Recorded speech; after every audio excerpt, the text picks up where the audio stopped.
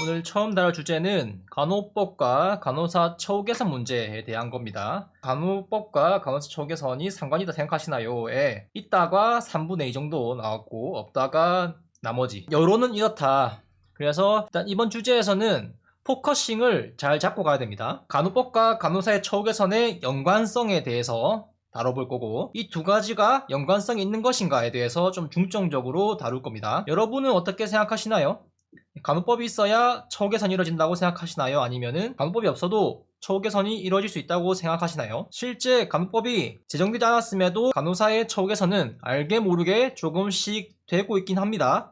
난 잘 모르겠는데 하는 분도 분명히 계십니다. 당연히 우리는 주변 환경을 보고 현실을 받아들이기 때문에 실제 우리가 체감할 만한 요소가 적거나 또는 처우가 개선되는 것보다 힘듦이 더 크기 때문일 수도 있겠어요. 물론 무관심해서 모르기 때문에 어디서 뭐가 좋아졌는지 모를 수도 있겠고요. 이렇게 더디니까 간호법을 해서 획기적으로 처우 개선이 필요하다, 이런 주장을 하시는 분도 계실 건데, 저는 글쎄요, 간호법이 필요할 수는 있겠지만은 현재 간호대 증원이나 꾸준히 통합병동을 늘리고자 하는 부분, 그에 대한 자세한 이야기를 이전 영상에서 했었죠. 그런 부분을 본다면은 마치 뜨거운 아이스 아메리카노처럼 처우 개선과 거리가 먼 그런 요소가 존재하는데, 아이러니하게도 이거를 해야 처우 개선이 될 거라는 이야기를 하는 거는 모순이 있지 않나 싶은데, 왜 제가 그렇게 생각하는지 같이 한번 알아보도록 할게요. 먼저 사진을 하나 가져왔습니다. 여러분은 무엇이 보이시나요? 여기 누군가 촬영을 하고 있고, 촬영 장면에는 왼쪽 사람이 오른쪽 사람을 위협하는 것처럼 보이죠? 우리가 더 알아보려 하지 않고 의문을 품지 않은 채 필터링 없이 단편적인 정보만 이렇게 본다면은 이게 사실이라고 볼 수 있겠어요. 하지만은 이런 것이 누군가 그런 단편적인 정보만 노출시켜가지고 프로파간다, 선전선동에 이용되고 있는 것일 수도 있거든요. 하지만 전체를 본다면 어떨까요? 전혀 반대의 상황이죠. 알고 보니 이 사람이 위협을 하는 거였고 이 사람이 위협을 당하는 거. 우리는 자신의 삶에 집중하기도 바쁘기도 하고 일도 하고 여가 생활도 보내야 하는데, 언론이나 미디어 매체 또는 어떤 협회에서 자신들의 어떤 이익을 위해 일부 편향된 정보로 주장하는 것인지 아니면은 전체를 보고하는 것인지, 그런 것을 일일이 찾아보며 검증하기에는 벅찬 것이 현실이에요. 매번 누군가 무슨 말을 했을 때 속내가 있을 것이다, 이것은 명분에 불과한 것이다 하면서 매번 의심하는 것도 삶에 있어서 좋은 자세는 아니겠죠. 이제 병으로 터질 수가 있습니다. 뭐 의처증, 의부증 그런 것처럼. 하지만 정보가 넘쳐나고 그런 정보들을 선별할 줄 아는 그런 시각을 가지고 어느 정도 그런 경계심을 가지고 살아야 하는 시대가 아닐까 싶기도 한데, 다시 본론으로 돌아와서 이번에 다룰 간호법과 의료법 시행규칙 밑에 법이 또 더 있죠. 이런 것들을 보면서 간호사 처우 개선은 과연 어떤 관련이 있나, 그런 것들을 참고해서 한번 이어나가 볼까 합니다. 처우 개선이라는 이야기는 정말 오묘한 단어예요. 해석하기 나름이고, 처우 개선의 적정한 범위가 어느 정도인가, 그거를 설정하는 것도 참 큰 문제죠. 분명 사전적으로 정해져 있는 의미가 있지만은 그것대로 하기에는 쉽지 않은 것이 현실이기도 해요. 누군가에게 간호법이 되면은 간호사 처우가 어떻게 개선될 것 같나요? 물어보면은 잘 모르겠는데 하면은 좋아질 거래, 그냥 될 거야, 몰라, 일단 법부터 만들고 보자, 이런 느낌으로 막연히 지금보다는 좋아지겠지, 이 고귀하시고 높은 분들이 알아서 잘해주시겠지, 그런 반응을 많이 봐왔습니다. 그래서 처우 개선이 뭔지 자세히 한번 알아보죠. 처우 개선이란 어떤 사람이나 집단에 대한 조처나 대우를 이전보다 더 좋은 상태로 만드는 거죠. 조처는 매뉴얼과 시스템을 예로 들 수 있고요. 대우는 지위, 급료, 복지를 예로 들 수 있겠어요. 인력 기준이나 업무 매뉴얼, 전산 시스템의 편의성, 진료부나 다른 부서와의 원만한 협조 등등, 이런 것에 대한 개선, 직장 내 간호부의 파워가 강해진다. 연봉이 올라가거나 다른 복지가 좋아진다. 어떤 것이 어떤 형태로 좋아질 것 같나요? 예상이 되시나요? 간호법이 된다고 한다면은. 저도 알고 있는 건 많지는 않지만은 제가 아는 정보로 좀 풀어나가보자면은, 실제 간호법이 제정되지 않았지만은 과거보다 개선되고 있는 부분도 있고, 시범사업을 거쳐가지고 본사업으로 지금 임상에서 도입되는 부분도 몇 가지 있습니다. 쉽고 빠르게 해결할 수 있는 것은 뭘까요? 조처나 대우 중에 둘 중에 하나를 선택하라 한다면은 저는 대우가 쉽고 빠르게 해결할 수 있는 것이라고 생각 들어요. 그리고 정책적으로도 이 부분에 대해서 더 치중을 하고 있다고 생각을 하고요. 그런 것을 고민한다면은 왜 정책에서 이것을 먼저 하는 것일까? 이것도 해주면 좋을 텐데 왜 이것만 하는 것일까? 그런 부분을 어느 정도 이해할 수 있는 부분이 있어요. 이거를 보면은 바로 답이 나옵니다. 전국에 올해 3분기 기준 상급종병은 45개, 종병은 332개, 병원, 요양병원, 정신병원 다 합치면은 총 3,499개입니다. 그리고 여기에 일하는 간호사가 총 23만 6천 명 정도 됩니다. 26만 7천여 명이 지금 병원에서 일하고 있는데 그 중에서 88.3%가 여기서 일을 하고 있다는 거예요. 물론 전체 간호사가 50만 명인데 그 중에 절반이 거의 임상에서만 일하고 있는 상황이죠. 그렇다면은 이 병원들의 업무 매뉴얼 모두 같을까요? 전사 시스템 모두 같을까요? 시스템이라 하기에 어려운 개개인의 업무 스타일 그런 것도 모두 같을까요? 하나같이 다 다를 거예요. 공통되는 부분은 상당히 적은 부분이겠죠. 병원의 규모, 매뉴얼, 부서 관리자의 스타일, 그리고 지역의 특색도 있을 겁니다. 그리고 경영진의 스타일, 또 배움의 정도에 따라서 엄청나게 천차만별로 다르겠죠. 3,000개 넘는 그런 의료기관의 스타일들이. 그래서 이런 조처에 대한 시스템에 대한 개선을 하고자 한다면은 상당한 시간과 노력이 들어갈 것이고 여러 요인에 의해서 실현 불가능할지도 모르는 일이에요. 그래서 가장 쉬운 방법은 일괄적으로 적용하기 힘든 매뉴얼이나 시스템보다는 누구나 받고 수당도 어느 정도 통일되어 있는 그런 급여 부분에서 먼저 시도하는 게 가장 쉬운 방법이겠죠. 이게 옳은 방법인지는 잘 모르겠지만 그래서 급여가 있다. 그리고 실제로 하고 있죠.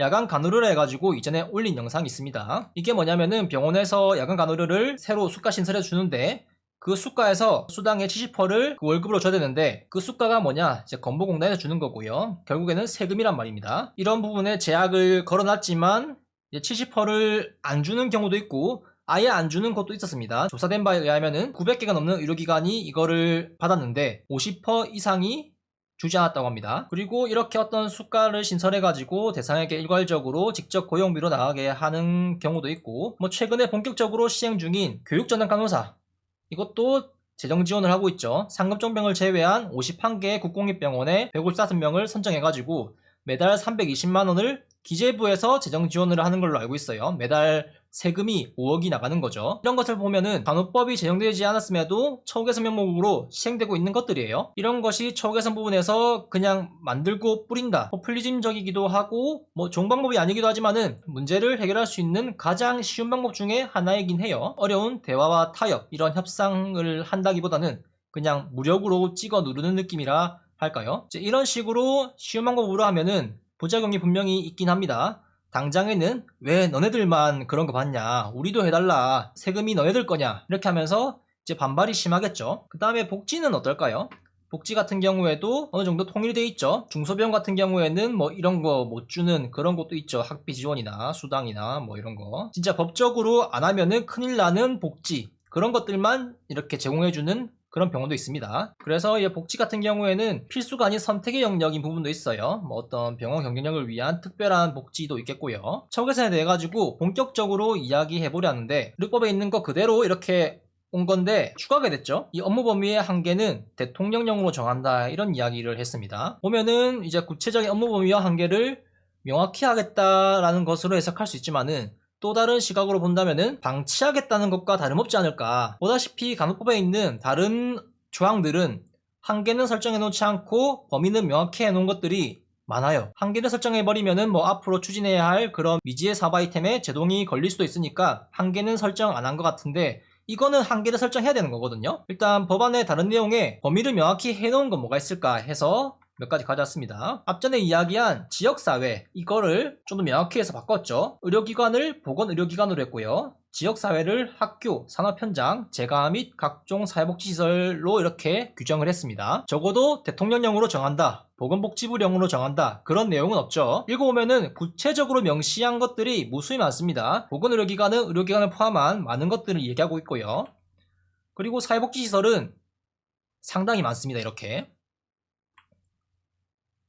계속 있죠. 사회복지시설은 좀 더 넓고 세밀하게 구체적인 경우를 제시해 놓은 거라 볼 수 있겠죠. 이 부분에 대해서는 이렇게 많은 곳을 대통령령으로 정한다는 이야기는 찾아볼 수 없어요. 다음은 이제 간호인력지원센터에 대한 부분인데 보다시피 지원센터의 설치 범위는 지역별이라는 거를 조금 더 구체적으로 세분화해가지고 구분해놨습니다. 지역별이라는 것보다는 정확한 지역을 지정해가지고 확실히 플랜을 제시한 거라 볼 수 있겠죠. 여기도 보면은 명확히 해놓은 것들이 제시한 것들이 상당히 많죠. 잠깐 다룬 것만 하더라도 구체적인 업무 범위와 한계를 왜 이야기 못했을까 그런 의문이 듭니다. 누군가는 이런 얘기를 할 거예요. 다른 사람들이 어떤 갈등이나 업무 범위 침범 그런 부분이 있기 때문에 섣불리 정할 수가 없다. 그런 이야기를 하겠지만은 의료법상 의료기사, 임상병리사, 의사, 약사 이런 사람들이 할 수 있는 고유 업무가 있잖아요. 그거를 침범하지 않는 선에서 일단 적고 지르고 보면 되잖아요.